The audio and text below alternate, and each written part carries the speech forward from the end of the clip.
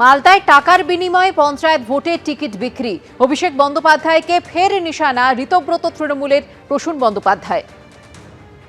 2023 সালের পঞ্চায়েত নির্বাচনের সময় নবজোয়ার কর্মসূচি করেছিল অভিষেক বন্দ্যোপাধ্যায়। আর কর্মসূচির আড়ালে ক্যামাক স্ট্রিট ও আইপ্যাকের যোগসাজশে গোটা রাজ্যের টিকিট বিক্রি হয়েছে। আক্রমণ চাঁচলের বিধায়ক প্রসূন বন্দ্যোপাধ্যায়। 2023 সালে কোন এক বিরাট নেতা তিনি নবজোয়ার করেছিলেন না, বিরাট, যদি ওর গ্রাম থেকে ওর নাম জমা পড়ে তাহলে আগামী দিনে পঞ্চায়েতের টিকিট নাকি উনিই পাবেন, বলা হয়নি? তিনি শুনেছিলেন তো আপনারা? কি হলো? গোটা পশ্চিমবঙ্গের টিকিট বিক্রি হতে শুরু করলো পঞ্চায়েতে, হয়নি? বলুন হয়নি? টিকিট বিক্রি হয়েছে পঞ্চায়েতে 2023 সালে এই আইপ্যাকার এই ক্যামাক স্ট্রিটের যোগসাজশে। আর মালদা জেলার কথা তো ছেড়েই দিন, চুরি তো হয়নি, ডাকাতি হয়ে গেল। পঞ্চায়েত নির্বাচনে কারোর বিরাট লাভ। পঞ্চায়েত নির্বাচন হয়ে উঠল তৃণমূল কংগ্রেসের নেতাদের কাছে, একজন নেতাদের কাছে ব্যবসা, বড় ব্যবসার সুযোগ। জেলা থেকে টিকিট দেব, টিকিট দেওয়ার আগে টাকা নেব, নিল, যাকে টিকিট দিল হারলো জিতলো, তারপরে বললো যে তোকে প্রধান করবো, কর্মধ্যক্ষ করবো, আবার টাকা দে, দিল, থাকার জন্য টাকা, সব কিছুতে টাকা টাকা টাকা টাকা করে মানুষ ভাবলো যে তাহলে কি মালদা জেলায় তৃণমূল কংগ্রেস করতে গেলে টাকার ব্যাগ নিয়ে ঘুরতে হবে না তার পিছনে? গা বাঁচাতে বলছেন কটাক্ষ ছুড়ে দিয়ে বক্তব্য বিজেপির। আমরা এগুলো মানুষের কাছে প্রথম থেকেই তুলে ধরছিলাম যে এই চুরি চলছে এবং যতই রাজনৈতিক পদ তৃণমূলে আছে সেই পদগুলো পয়সার মাধ্যমে বিনিময়ে এগুলো বিক্রি হয়েছে। মানুষ বিশ্বাস করেনি। আজকে উনি তো তৃণমূলের প্রার্থী, উনি নিজেই বলছেন, তার মানে আজ মানুষকে বিশ্বাস করতেই হবে যে তৃণমূলের টিকিট বিক্রি হয়েছে। আমরা মানুষের আশীর্বাদ পেয়েছি, বাংলার মানুষকে বলছি যে আমাদের উপরে ভরসা করুন, আমাদের মধ্যে এসব বিক্রি সিক্রি হয় না। অভিষেক বন্দ্যোপাধ্যায়ের সাংসদ অফিস ভাঙায় আপাতত স্থিতাবস্থা জারি করল কলকাতা হাইকোর্ট। অর্থাৎ পরবর্তী নির্দেশ না দেওয়া পর্যন্ত চালানো যাবে না বুলডোজার। ভবন ভাঙার আড়ালে আসলে চলছে চুরি। পুলিশ ও বিজেপির একাংশকে নিশানা করে আক্রমণ শানালেন অভিষেক বন্দ্যোপাধ্যায়। চোর তো লোককে চোরই ভাববে বলে পাল্টা কটাক্ষ করেছেন সুকান্ত মজুমদার।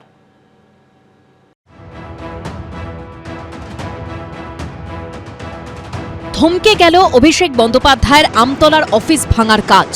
আপাতত ডায়মন্ড হারবারের সাংসদের অফিসে চালানো যাবে না বুলডোজার, নির্দেশ দিল কলকাতা হাইকোর্ট। আমতলায় অভিষেক বন্দ্যোপাধ্যায়ের অফিস ভাঙার প্রক্রিয়ায় স্থিতাবস্থা বজায় রাখার নির্দেশ দিলেন বিচারপতি রাজা বসু চৌধুরী। দক্ষিণ 24 পরগনা জেলা প্রশাসনের নির্দেশে শনিবার থেকে শুরু হয় আমতলার সাংসদ অফিস ভাঙার কাজ। রবিবারও সেখানে পড়ে হাতুড়ির ঘা, যার বিরুদ্ধে আগেই সরব হয়েছেন অভিষেক বন্দ্যোপাধ্যায়। যারা বলছেন অবৈধ, 15 তারিখ হিয়ারিং এর জন্য ডাকা হয়েছিল, সেখানেও আমাদের প্রতিনিধিরা গেছিল এবং কিসের বেসিসে কমপ্লেনটা ফাইল হয়েছে সেই কমপ্লেনের কপি জেলা প্রশাসন দিতে পারেনি। আর এই ঘটনা ঘিরে জলগড়ায় আদালত পর্যন্ত। বুলডোজার অ্যাকশনের বিরুদ্ধে কলকাতা হাইকোর্টে মামলা দায়ের করে লিপস অ্যান্ড বাউন্স। মামলাকারীর আইনজীবী কিশোর দত্ত সওয়াল করে জানান, আমতলায় অভিষেক বন্দ্যোপাধ্যায়ের দপ্তরের একাংশ ভাঙার আগে ওই ভবনের মালিককে শুনানির জন্য কোনো নোটিশই দেওয়া হয়নি। রাজ্য সরকারের তরফে পাল্টা সওয়ালে অ্যাডভোকেট জেনারেল সুরজিৎ নাথ মিত্র বলেন, গত 13 জুন জানানো হয়েছিল কোন আইনের ভিত্তিতে ভাঙা হচ্ছে। ওই নির্মাণের কোনো অনুমোদন ছিল না। ছুটির দিনে কোর্ট বসিয়ে অন্তর্বর্তী স্থগিতাদেশ পাওয়ার চেষ্টা হচ্ছে। লিপস অ্যান্ড বাউন্সের আইনজীবী পাল্টা সওয়াল করেন, পর্যাপ্ত সময় না দিয়েই ভবন ভাঙার কাজ শুরু করা হয়েছে। এত তাড়াহুড়োর কি ছিল? বিচারপতি রাজা বসু চৌধুরী দক্ষিণ 24 পরগনা জেলা পরিষদের আইনজীবীর কাছে জানতে চান, ভবন ভাঙার কোনো নির্দেশের কপি দেওয়া হয়েছিল কিনা। জবাবে জেলা পরিষদের আইনজীবী বলেন, কোনো অনুমতি ছাড়াই ওই ভবনে 6.5 মিটারের বেশি উঁচু নির্মাণ করা হয়, যা বেআইনি। শেষ পর্যন্ত সব দিক খতিয়ে দেখে আমতলার ভবন ভাঙার উপর 31 জুলাই পর্যন্ত স্থিতাবস্থা বজায় রাখার কথা বলেন বিচারপতি রাজা বসু চৌধুরী। অর্থাৎ হাইকোর্টের পরবর্তী নির্দেশ না পাওয়া পর্যন্ত সেখানে নতুন করে কিছু করা যাবে না। সাময়িক স্টে অর্ডার, নেক্সট ডেটে এটা শুরু হয়ে যাবে। আমি আশা করি বিচার ব্যবস্থার উপর আমার ভরসা আছে। ওয়েস্ট বেঙ্গল পঞ্চায়েত অ্যাক্ট অনুযায়ী এটা হচ্ছে পুরো বেআইনি বিল্ডিং। আর অভিষেক ব্যানার্জির এত জ্বালা কিসের? ওইটা তো আর ওর জমি নয়, ওইটা ওর বাপের জমি। এদিকে রবিবার অভিষেক বন্দ্যোপাধ্যায়ের আমতলার অফিসের সামনে দেখা যায় আসবাবপত্রে বোঝাই হয়ে গেছে ট্রাকের পর ট্রাক। যে অভিষেক বন্দ্যোপাধ্যায়ের তরফ থেকে যা বলা হচ্ছে সেটাই এখনো পর্যন্ত নিশ্চয়ই যুক্তিগ্রাহ্য। যারা ভাঙার ক্ষেত্রে যতটা তৎপরতা দেখালেন তারা তার সাপোর্টে যে নথি বা ডকুমেন্টস বা প্রামাণ্য, তো সেগুলো নিশ্চয়ই তারা আজকে কোর্টে দেখাতে, তার থেকে অভিষেক বন্দ্যোপাধ্যায় যুক্তি শক্তিশালী ছিল, সেই কারণেই কোর্ট আপাতত স্টে করে দিয়েছে। যদি বেআইনি থাকে তাহলে অ্যাডমিনিস্ট্রেশন তার ব্যবস্থা নিয়েছে, এবার তারপরে কোর্টে গেছে। এবার এটা এখন যখন কোর্টে গেছে, এটা কোর্টের বিষয়ে তো আমরা আলাদা করে কিছু বলতে পারি না। কোর্ট যা রায় দেবে সেটাকেই মান্যতা দেওয়া হবে। অভিষেক বন্দ্যোপাধ্যায়ের ছবি দেওয়া বিভিন্ন জিনিস থেকে শুরু করে গাদা গাদা শাড়ি ধুতি ভরা হয়েছে পরপর বস্তায়, একই সঙ্গে রয়েছে পেটি পেটি নথি। অভিষেক বন্দ্যোপাধ্যায়ের অফিস থেকে বিভিন্ন রকমের যে ফার্নিচার সেগুলোকে একেবারে এখান থেকে বাইরে বার করে নিয়ে যাওয়া হয়। পাশাপাশি এখানে দেখতে পাচ্ছি যে অভিষেক বন্দ্যোপাধ্যায়ের এই যে অফিস রয়েছে আমতলা, সেখান থেকে হচ্ছে কিন্তু বিভিন্ন যন্ত্রপাতি বার করা হচ্ছে। যেমন এই যে যন্ত্রপাতি নিয়ে যাওয়া হচ্ছে এখানে, এবং দেখা যাচ্ছে একটা ইকুইপমেন্ট র্যাক এখানে রয়েছে, যেটা হচ্ছে ফাইবার টার্মিনাল এর ওপরে গোয়াটা চলে, সেই ইকুইপমেন্ট র্যাক এটা কিন্তু অভিষেক বন্দ্যোপাধ্যায়ের আমতলার অফিসে, সেটাও একেবারে যে তার কানেকশন সেই সবটা কেটে এখান থেকে নিয়ে যাওয়া হচ্ছে। আর এই ঘটনাকে হাতিয়ার করে সমাজ মাধ্যমে আক্রমণ শানালেন অভিষেক বন্দ্যোপাধ্যায়। ডায়মন্ড হারবারের সাংসদ তাঁর আমতলার অফিসের একটি ভিডিও ফেসবুকে পোস্ট করে লেখেন, ভিডিওতে স্পষ্ট দেখা যাচ্ছে পশ্চিমবঙ্গ পুলিশ বিজেপির দুষ্কৃতীদের সঙ্গে মিলে ট্রাঙ্ক ভর্তি করে ল্যাপটপ, প্রিন্টার, গুরুত্বপূর্ণ নথিপত্র, টেবিল, চেয়ার সহ যাবতীয় জিনিস নিয়ে যাচ্ছে। এটা কোনো ভাঙচুরের অভিযান ছিল না, এটা আসলে পুলিশের পোশাকে সংঘটিত চুরি, যা আইনের শাসনের প্রতি চরম অবমাননা। অথচ বিষয়টি এখনো হাইকোর্টের বিচারাধীন। রাজ্য পুলিশের বিরুদ্ধে চুরির অভিযোগ করছেন, কারণ হচ্ছে উনি চুরি জিনিসটা ভালো বোঝেন। চুরি সম্পর্কে ওনার পিএইচডি করা আছে, অন্য কিছুতে ডিগ্রি না থাকুক, যে যেরকম সেরকম লোককে ভাবে, চোর লোককে চোরই ভাববে। তবে আপাতত কলকাতা হাইকোর্টের নির্দেশে বন্ধ রাখা হয়েছে আমতলার অফিস ভাঙার কাজ। পার্থপ্রতিম ঘোষ, সন্দীপ সরকার, অনির্বাণ বিশ্বাসের রিপোর্ট, এবিপি আনন্দ। লিপসন বাউন্সের নামে নথিভুক্ত জমিতে কিভাবে অভিষেক বন্দ্যোপাধ্যায়ের সাংসদ অফিস, ওই সংস্থার সঙ্গে কি যোগ ডায়মন্ড হারবারের তৃণমূল সাংসদের? আমতলায় বুলডোজার কাণ্ডে প্রশ্ন তুলল বিজেপি, পাল্টা জবাব এসেছে কালীঘাট তৃণমূলের তরফেও।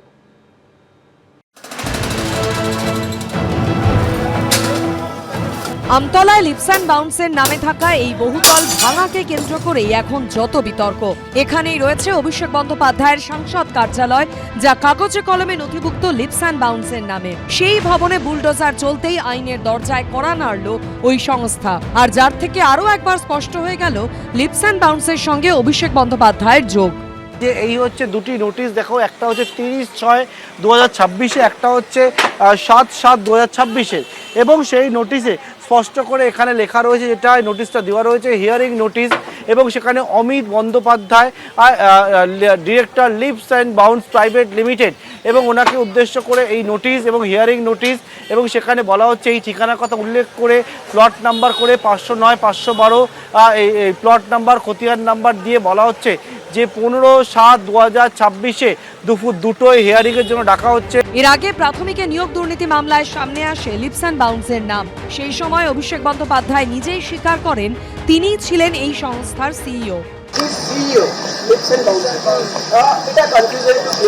আমি এখনো এই পদে আছি। এবার সেই সংস্থার নামে নথিভুক্ত বহুতলে বুলডোজার চলতেই কলকাতা হাইকোর্টে মামলা করা হয়। তাহলে ওই লিপসান বাউন্স আর মানে অভিষেক ব্যানার্জি এক হ্যায়, এটা তো বহু পুরনো তত্ত্ব, এটার মধ্যে নতুনত্ব কি আছে?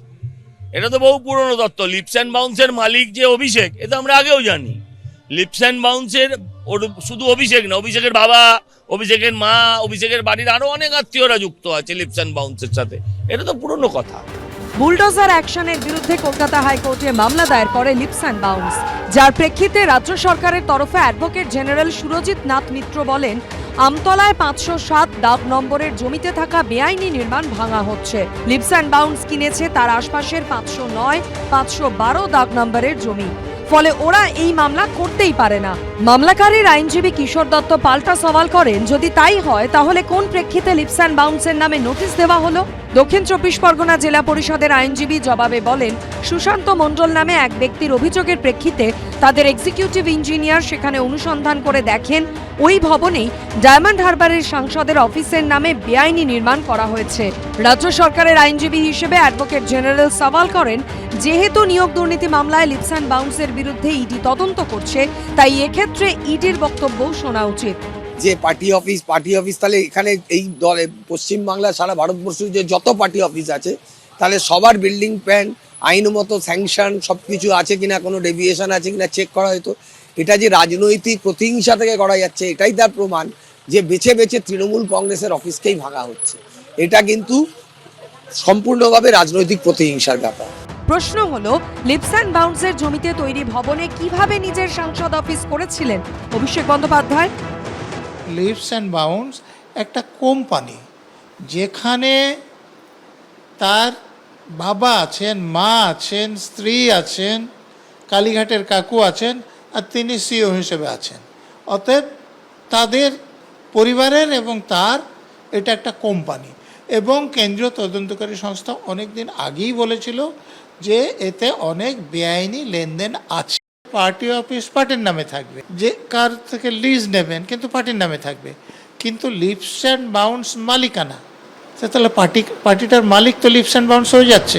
কলকাতা হাইকোর্টে জরুরি ভিত্তিতে শুনানির প্রেক্ষিতে বিচারপতি রাজা বসু চৌধুরী 31শে জুলাই পর্যন্ত আমতলার ওই বহুতল ভাঙার উপর স্থিতাবস্থা জারি করেন।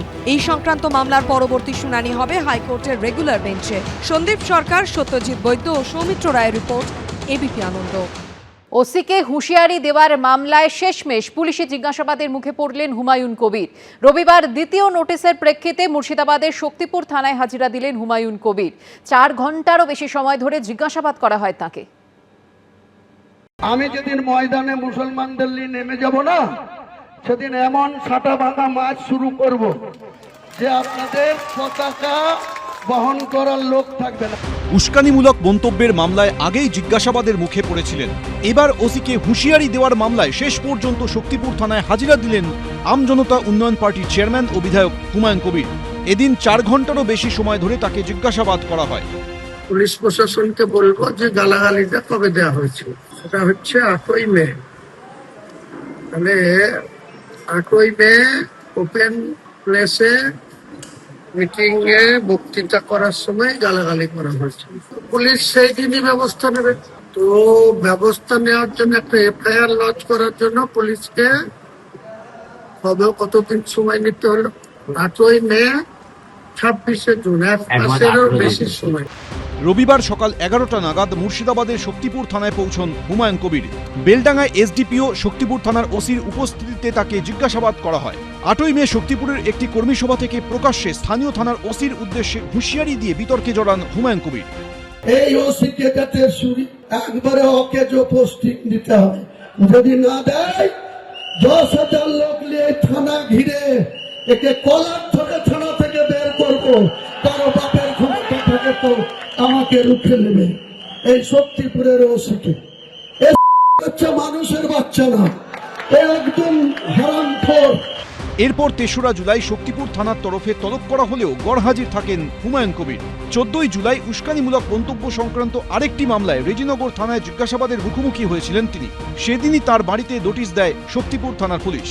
সেই নোটিশের ভিত্তিতেই রবিবার শক্তিপুর থানায় হাজিরা দেন হুমায়ুন কবির। 23 এপ্রিল ইলেকশন কমিশনের আন্ডারে আমরা ছিলাম। ইলেকশন কমিশনকে বুড়ো আঙুল দেখিয়ে শক্তিপুর থানা আমার ভাইপো রাজা শেখের নামে একটা পরিকল্পিতভাবে একটা কেস করা হলো, রেপ কেস। পুলিশ মানে সে যা খুশি তাই করবে, পুলিশের আচরণটা কি ধরো, এর জন্য কিন্তু সম্পূর্ণ দায়ী হচ্ছে বাংলার মুখ্যমন্ত্রী। তিনি ডাইরেক্ট বুক ফুলিয়ে বুক চিতিয়ে বলছে যে আমার পুলিশ মস্তানি করবে। পুলিশ মস্তানের সঙ্গে মস্তানি করবে, যে সাধারণ মানুষের সাথে যে মস্তানি করবে পুলিশ তার সাথে মস্তানি করবে। সমাজ বিরোধীদের কি আপনি বিরিয়ানি খাইয়ে তার থেকে তাকে শান্ত করতে পারবেন 7 দিন আটকে রেখে? তাকে এমন দিতে হবে সে যেন সোজা হয়ে উঠে দাঁড়াতে না পারে, সে যেন সকালবেলা জায়গা মতন বসতে না পারে, এরম দেবে কোনো চিন্তা। এখন মামলার জল কতদূর গড়ায় সেটাই দেখার। রাজীব চৌধুরী, সুদীপ্ত আচার্য, এবিপি আনন্দ। এবিপি আনন্দ, এগিয়ে থাকে, এগিয়ে রাখে।